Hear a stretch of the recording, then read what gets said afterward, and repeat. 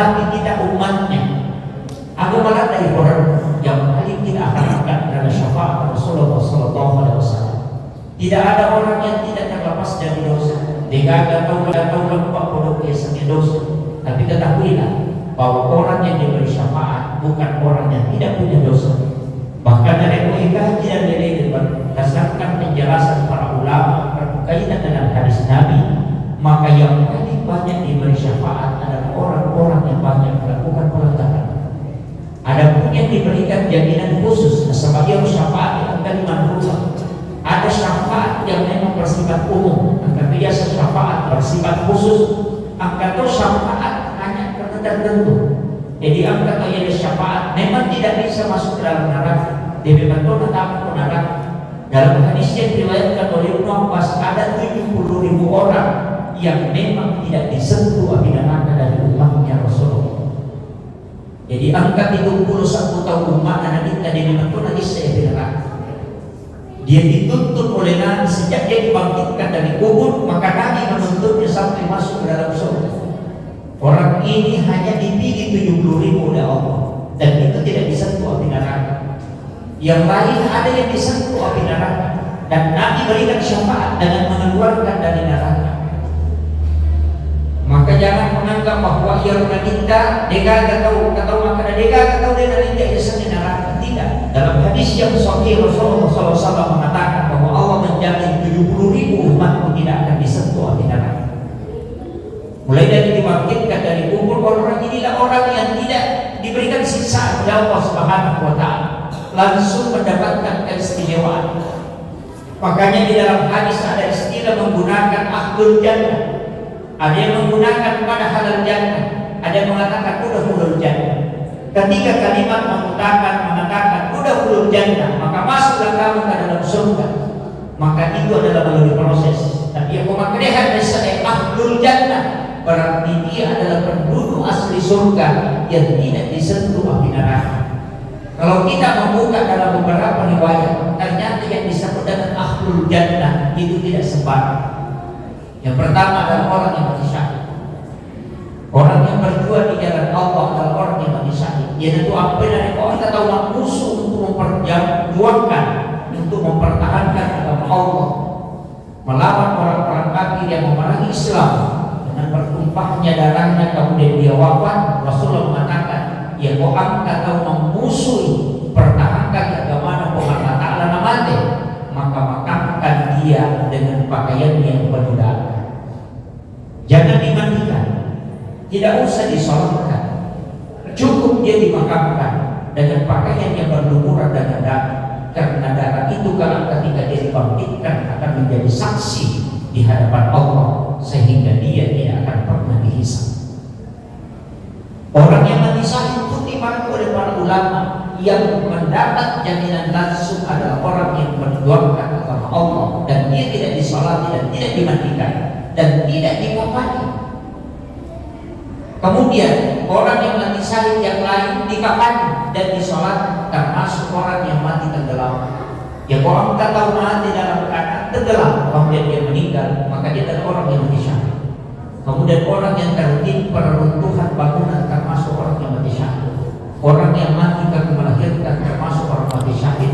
Orang yang mati karena kena penyakit perut berkepanjangan juga termasuk dalam golongan orang yang mati syahid. Orang yang menuntut ilmu kemudian dia meninggal sebelum dia kembali ke rumahnya juga dianggap oleh Allah sebagai orang yang mati syahid. Dalam hadis dikatakan man kharaja fi baitihi li talibin ilmi fa huwa syahid hatta yati. Siapa yang meninggalkan rumahnya untuk menuntut ilmu kemudian dia meninggal, maka huwa syahid. Maka dia adalah orang yang meninggal dalam keadaan syahid, atau orang yang sebenarnya adalah orang yang diselamatkan oleh Allah Subhanahu wa Ta'ala. Kemudian orang yang meninggal karena mempertahankan hak. Biasa kita tahu memang dengan apakah pencuri, panah, biasanya luar orang padang atau untuk mengganggu keluarga. Kemudian kita membela, kemudian dibunuh, maka orang itu meninggal dalam keadaan mati syahid karena dia meninggal dalam keadaan mempertahankan haknya di hadapan Allah Subhanahu wa Ta'ala. Ya tentu apa dalam mengurus segala sesuatu harus diawali dengan niat yang baik. Nah, angka agama karena orang yang membunuh dan dibunuh keduanya masuk neraka. Tapi ada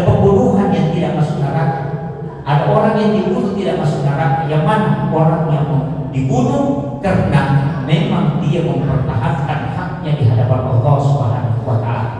Jadi itu apa itu? Pokok agama tidak semua orang yang mati karena dibunuh dan juga mati karena membunuh, mau membunuh itu dijamin masuk ke dalam neraka. Nah, sebab engkau tahu makutan sahabat dan Nabi maka ya Rasulullah, kenapa orang yang dibunuh itu masuk neraka? Padahal mestinya yang membunuh itu yang masuk neraka. Magi nanti yang udah dibunuh kita jadi tamarana. Bukankah dia meninggal ya Rasulullah? Agar saya minta orang yang dibunuh dan orang yang membunuh keduanya masuk neraka karena sebenarnya dua-duanya ingin membunuh, cuma lagi didahului oleh yang dibunuh. Waktu nana makanya itu tahu kau bunuh si bawa tahu membunuh pada tamarana. Nah sama ia tu tahu lagi bunuh di rumah isi tahu menang bunuh itu tahu cuma dia tidak ada bunuh, maka dia keduanya dijamin masuk neraka. Tapi dalam hadis ada pengecualian dari orang yang dibunuh karena tidak ada persiapan istilahnya dia itu namanya mewah dan dia tidak menyangka-nyangka. Berarti orang itu bukan dianggap saling membunuh, tapi orang itu dianggap adalah orang yang dianiaya. Jadi itu sampai kok agama itu istilah-istilah dipakai. Maka dia melo membunuh tapi tiba-tiba kemudian dia dibunuh oleh orang lain. Artinya orang itu bukan saling membunuh, tapi dikatakan orang yang dianiaya. Itulah sehingga dari angka masalah hadapi seberat apapun serahkan kepada Allah dan niatnya harus selalu bersandar kepada Allah Subhanahu wa Ta'ala. Nah sebab mari ia masalahnya maka kehidupan bisa menjadi masalah. Ini ketolong masa pada dan niatnya bukan karena lillahi ta'ala, berdijai untuk itu di bawah. Lo masa padahal supaya engkau kita mata, lo masa padahal supaya engkau angkat tahu, padahal itu keliru.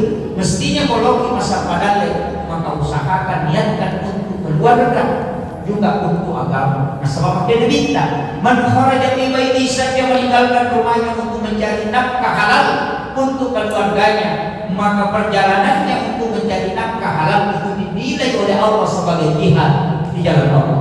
Yaitu apa yang namanya loki masapa, loki madaru, loki madar, loki mabatu kebesar bisa menjadi jihad di jalan ini yang untuk keluarga sebab agama Allah Ta'ala.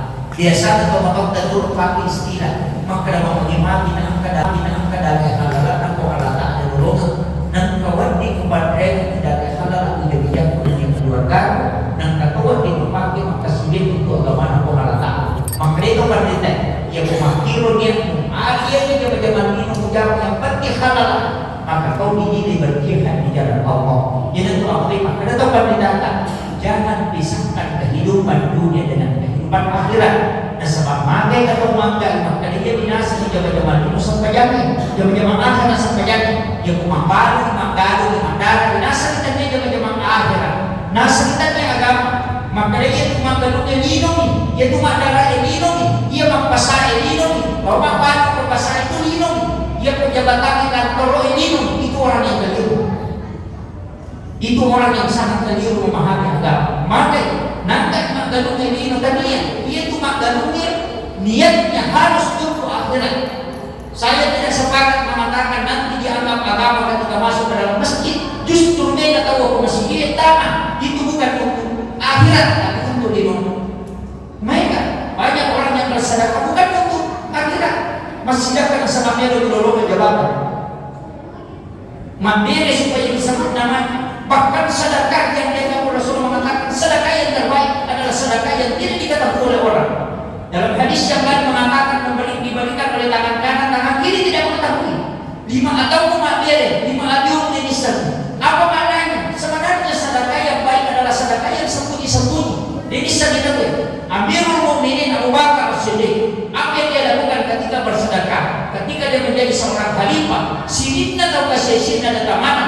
Nanti tengah malam baru dia datang mengetuk pintunya satu-satu, kemudian dia serahkan sedekah kepadanya.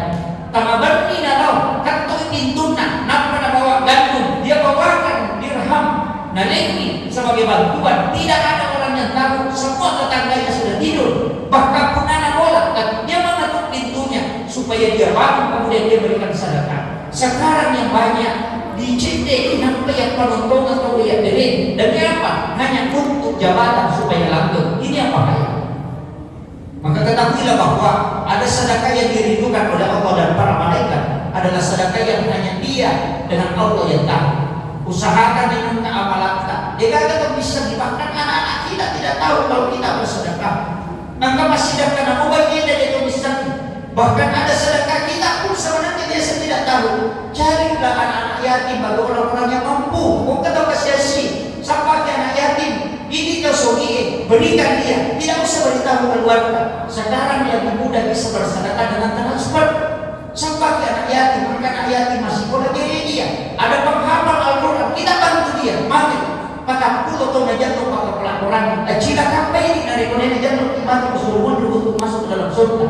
Karena penghafal Al-Quran bisa diberi syafaat oleh Allah Subhanahu Wa Taala untuk memberi syafaat kepada orang-orang yang bisa dia beri syafaat. Jadi dasar kami makan anak yang bawa di mapa selamatkan dia. Namun tadi anak anggap bakal Quran. Mungkin anak kita tidak menghafal Quran, tapi orang lain banyak anak yatim dia. Bahkan Rasulullah mengatakan bahwa jika ingin bersamaku di dalam surga, yang memiliki posibawa yang aku dalam surga, maka peliharalah anak yatim dan sayangi dia. Membangun masjid tidak ada jaminan masuk ke dalam surga. Sering saya sampaikan dalam ceramah, maka membangun masjid tidak ada jaminan dalam surga.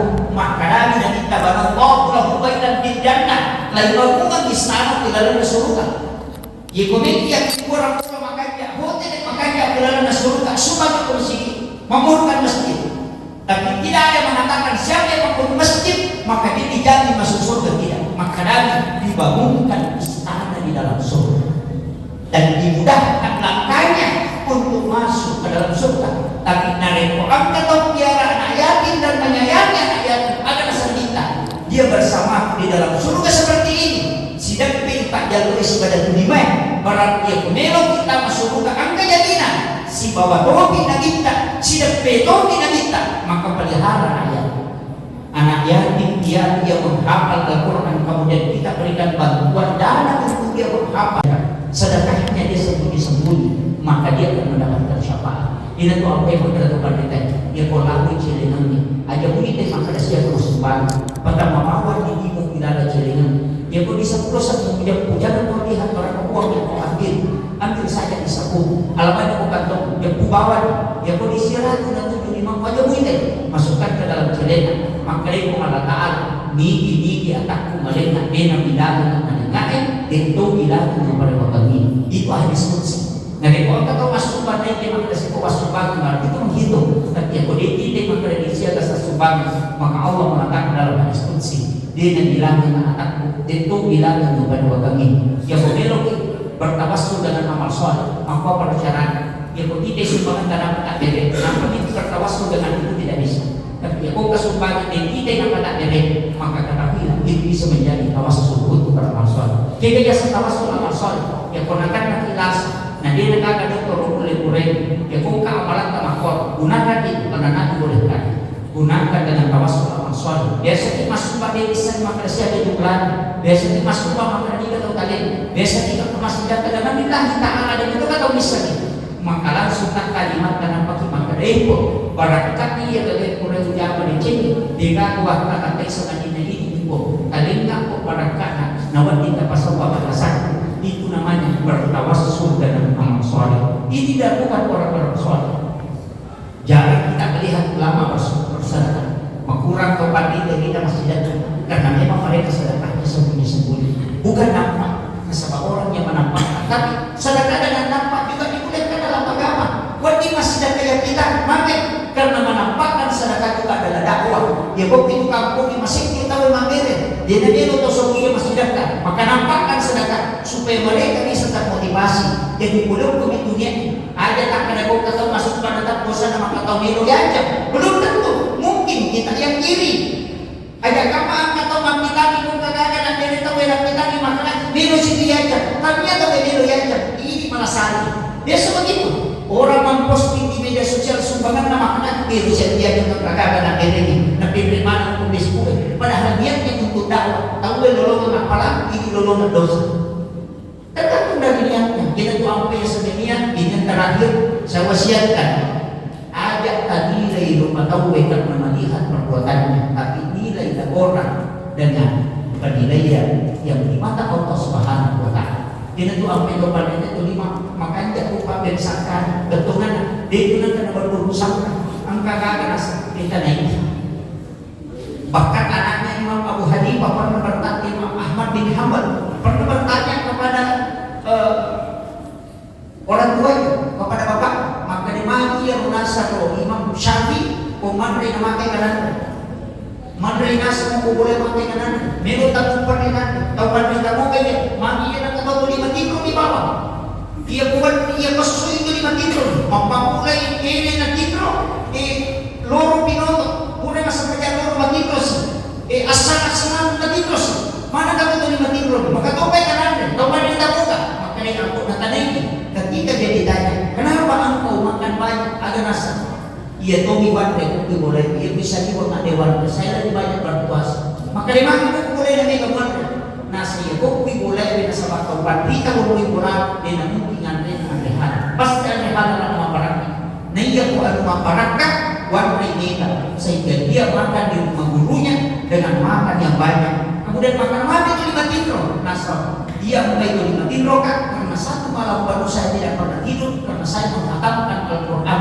sekaligus saya memikirkan permasalahan umat dan menyelesaikan kurang lebih 40 masalah umat di malam hari. Jadi dia nak kena tidur kuani sehingga siang yang dia gunakan untuk tidur. Mega antena nasabahnya sama mereka orang masyarakat.